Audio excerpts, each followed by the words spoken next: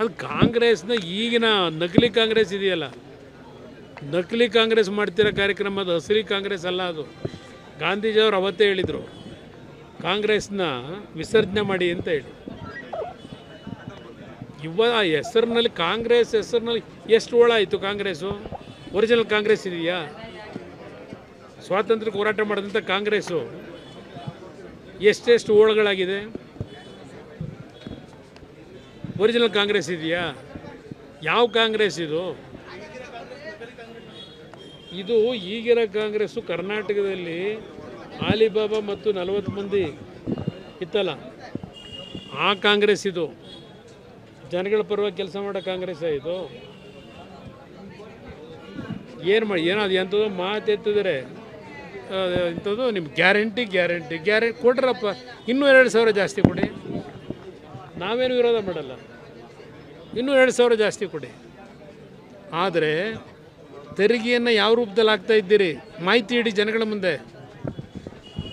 ಕಳೆದ ವರ್ಷ 90,000 ಕೋಟಿ ಸಾಲ, ಈ ವರ್ಷ 1,04,000 ಕೋಟಿ ಸಾಲ. ಈ ಸರ್ಕಾರ ಬಂದ ಮೇಲೆ ಈ 18 ತಿಂಗಳಲ್ಲಿ 2 ಬಜೆಟನ್ನು ಮಂಡನೆ ಮಾಡೋದ್ರೊಳಗೆ 2 ಲಕ್ಷ ಕೋಟಿ ಸಾಲ ತೀರ್ಸಾರೆ ಇರೋದನ್ನು. ಇದೇ 2,000 ರೂಪಾಯಿ ಕೊಡ್ತಿದ್ದೀರಲ್ಲ, ಈಗ ಅದೇ ಕುಟುಂಬಗಳು ತೀರಿಸ್ಬೇಕಲ್ವ ಸಾಲನ? ಇದು ಕೊಡೋಕೆ ಇವರೇ ಬೇಕಾ? ಅದಕ್ಕೆ ಈ ಸರ್ಕಾರದಲ್ಲಿ ಈ ಗ್ಯಾರಂಟಿ ಹೆಸರಿನಲ್ಲಿ ಏನೋ ದೊಡ್ಡ ಸಾಧನೆ ಮಾಡಿದ್ದೀವಿ ಅಂತಾರೆ. ಬೇಕಾದಷ್ಟು ಕಾರ್ಯಕ್ರಮಗಳಿದೆ ಇಲ್ಲಿ. ಜನಗಳಿಗೆ ದುಡಿಯೋ ಶಕ್ತಿ ತುಂಬಬೇಕು.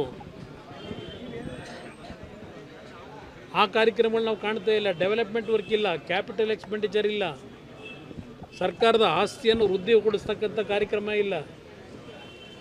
ಮನೆ ಕೊಟ್ಟು ಎಷ್ಟು ವರ್ಷ ಆಯಿತು? ಇಲ್ಲಿ ಯಾರು ಹೇಳ್ತಾ ಇದ್ರಲ್ಲ, ಈಗ ಪಂಚಾಯತಿ ಮೆಂಬರು 2 ವರ್ಷದಿಂದ ಒಂದು ಮನೆ ಕೊಟ್ಟಿಲ್ಲ ಅಂತಾರೆ. ಯಾತಿಗೆ ಕೊಟ್ಟಿಲ್ಲ ಮನೆನ? ಪ್ರಧಾನಮಂತ್ರಿಗಳು 4 ಕೋಟಿ ಮನೆನ ಈ ವರ್ಷ ಕೊಡಬೇಕು ಅಂತೇಳಿ ತೀರ್ಮಾನ ತಗೊಂಡ್ರು.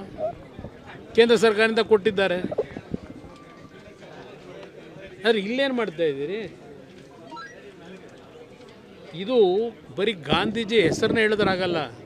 ಆ ಗಾಂಧೀಜಿಯವರಿಗೆ ಗೌರವ ತರಬೇಕಾದ್ರೆ ಈ ಸರ್ಕಾರ ಪೊಲೀಸ್ ಅಧಿಕಾರಿಗಳನ್ನು ಯಾವ ರೀತಿ ನಡೆಸ್ಕೊತಾ ಇದ್ದೀರಿ? ಅದೆಂಥದ್ದು BJP ನಾಯಕರುಗಳು ಆ CT ರವಿನ ಭೇಟಿ ಮಾಡಲಿಕ್ಕೆ ಯಾವುದೋ ಸ್ಟೇಷನ್ಗೆ ಹೋದ್ರಂತೆ. ರಾತ್ರಿ ಸ್ಟೇಷನ್ ಒಳಗೆ BJP ನಾಯಕರು ಸಭೆ ಮಾಡೋಕ್ಕೆ ಅವಕಾಶ ಕೊಟ್ರಂತೆ.